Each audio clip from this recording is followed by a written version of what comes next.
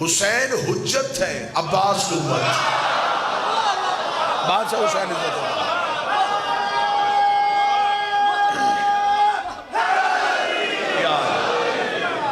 قوت کا کام ہے حجت کے حفاظت اور خلافت۔ جہاں حجت خاموش ہو وہاں قوت بولے گی۔ اللہ حجت کو اختیار دیتا ہے، حجت قوت کو اختیار دیتا ہے۔ میں آج کی پوری مجلس آپ کو سرکار عباس میں سنانا چاہتا ہوں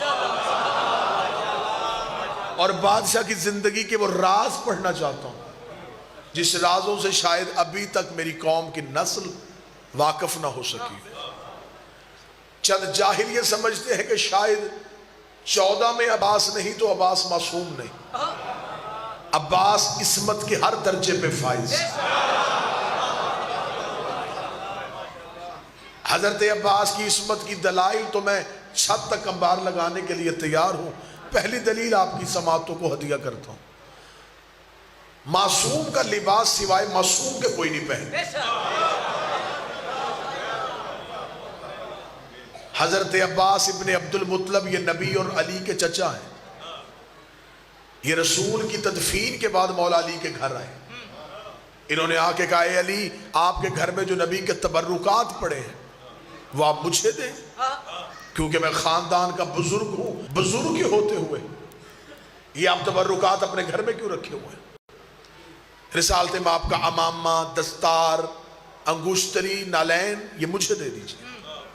امیر المومنین نے فرمایا چچا عباس بیٹھیے، میں تبرکات لے کے آتا ہوں۔ علی حجرے میں گئے، تبرکات لے کے رسول کا امامہ اٹھا کے جناب عباس ابن عبد المطلب کے سر پہ رکھا، دستار نبی دوش پہ ڈالی، انگشتری ہاتھ میں دی، فرمایا چچا عباس اٹھیے۔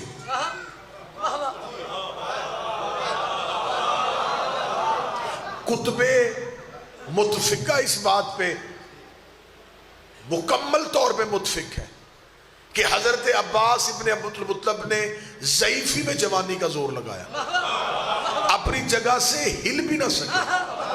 دیکھ کے کہتے ہیں علی کیا وزن رکھ دیا تو نے میرے اوپر، مجھ سے تو یہ نہیں اٹھایا جا رہا۔ امیر نے مسکرا کے فرمایا حسن باہر آ۔ بچپن کا شہزادہ باہر آیا۔ امیر المومنین نے وہی امامہ حسن کے سر پہ رکھا، وہی ابا حسن کو پہنائی، وہی دستار حسن کے دوش پہ دی، وہی انگشتری حسن کو پہنائی۔ حسن نے چلنا شروع کیا۔ علی کی آواز ہے حسین تو بھی باہر آ۔ بچپن کا حسین باہر آیا، وہی امامہ حسین کے سر پہ رکھا، وہی ابا حسین کو پہنائی، وہی انگشتری حسین کو پہنائی۔ حسین نے چلنا شروع کیا، علی نے وہی امامہ اپنے سر پہ رکھا، وہی ابا خود پہنی، وہی دستار خود لی۔ جب علی نے چلنا شروع کیا جناب عباس ابن عبد المطلب اپنی جگہ سے اٹھے، علی کے گھر کے بیرونی دروازے میں پہنچے۔ اللہ فرمایا چچا عباس یہ تبرکات تو لیتے جائیے، لیکن میں اس بات پہ حیران نہیں ہو رہا یہ وزن میں نے نہیں اٹھایا اور تیرے بچوں نے کیسے اٹھا لیا؟ آخر یہ فاتح خیبر کے بیٹے ہیں، یہ قوت پروردگار کے بیٹے ہیں، لیکن حیران میں اس بات میں جا رہا ہوں جیسے ابا تجھے پوری آئی ویسے ہی حسن کو پوری آئی، ویسے ہی حسین کو پوری آئی۔ مولا علی نے فرمایا چچا عباس یاد رکھنا یہ نبوت کا بوجھ ہے، سوائے امامت کے کوئی اٹھا ہی نہیں سکتا۔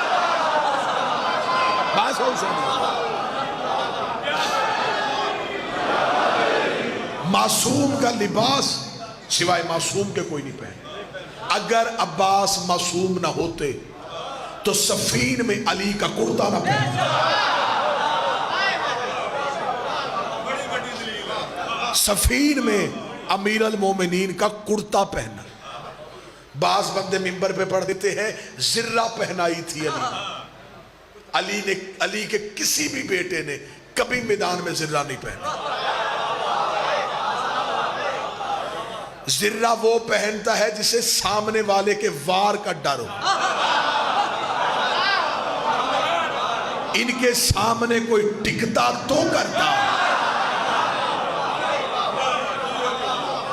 ہاں ایک سنی کتاب سے مجھے یہ حوالہ نظر آیا تھا، لیکن اس میں بھی ایک فضائل کی جملہ مزید لکھا ہوا تھا کہ جناب مالک اشتر نے کہا تھا صفین میں، جب جناب عباس جا رہے تھے تو مالک اشتر نے کہا شہزادے پہلی جنگ ہے، بغیر ذرہ کے نہ کیجئے گا، سامنے بہت بڑے تیر انداز۔ یہ کہہ کے مال کے اشتر دوڑے اور خیمے سے ایک ذرہ لوہے کی لے کے لا کے جناب عباس کے جسم پہ رکھی، رکھ کے کہا شہزادے ذرہ بڑی ہے۔ جناب عباس مسکرا کے فرماتے چچا مالک اشتر کیا آپ سمجھتے ہیں کہ مجھے ذرہ کی ضرورت ہے؟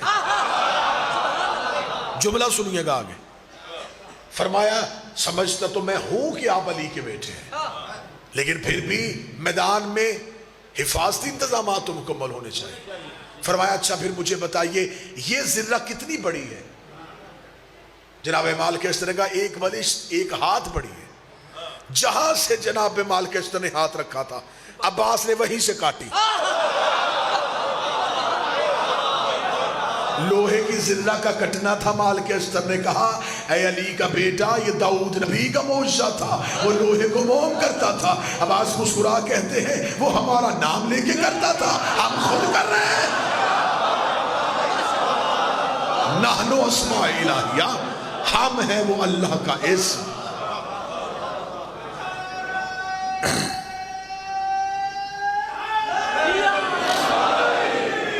حضرت عباس کی عصمت کی دوسری دلیل، معصوم کو غسل ہمیشہ معصوم دیتا ہے،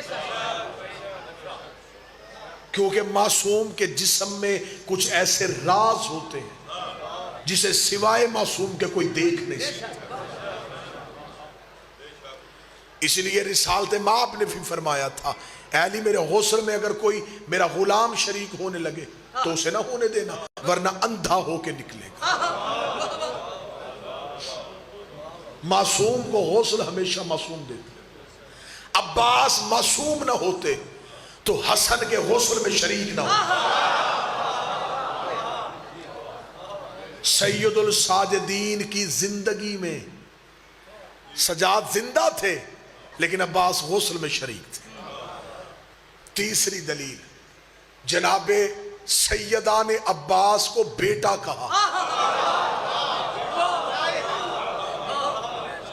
اور جناب حسن نے وصیت نامے میں لکھوایا تھا حسین اگر میرے بعد فدق ملے اس میں عباس کی اولاد کا حصہ رکھنا، اس لیے کہ یہ ہماری ماں کا بیٹا۔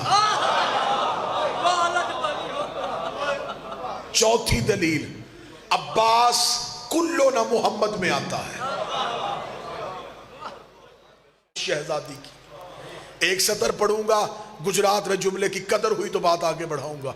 ام البنین اس آسمان وفا کو کہتے ہیں جس کے چاند کا نام عباس۔ واہ واہ عباس، شکریہ شکریہ، بادشاہ حسین عزت عطا فرمائے۔ وہ آسمان وفا ہے ام البنین جس کے چاند کا نام عباس۔ ہر ماں کی خواہش ہوتی ہے اللہ مجھے چاند سا بیٹا دے، چاند نہیں چاند سا، اور جس کی گود میں ہی چاند آ جائے۔ ان پڑھوں کے گھر میں پڑھا لکھا ہونا کمال نہیں،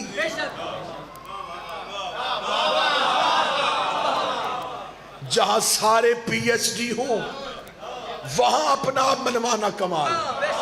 عباس اندھوں کے گھر کا چاند نہیں تھا،